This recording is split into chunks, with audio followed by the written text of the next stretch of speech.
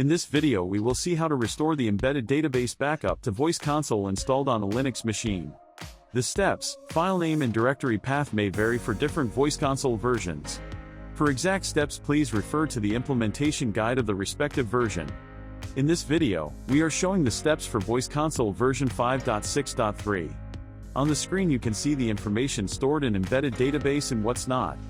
The VOD file, device profile and firmware are stored under Files directory under Voice Console installation folder.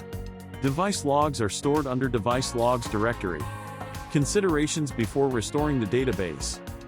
Here the Voice Console installation directory is OPT, server, Voice Console, Voice Console.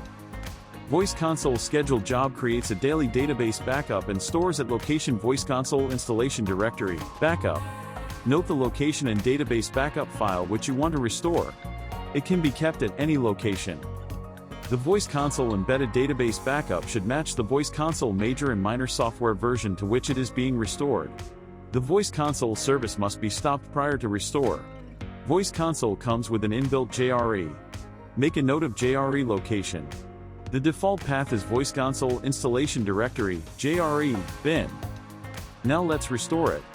Stop Voice Console service. Go to Voice Console installation directory, database directory.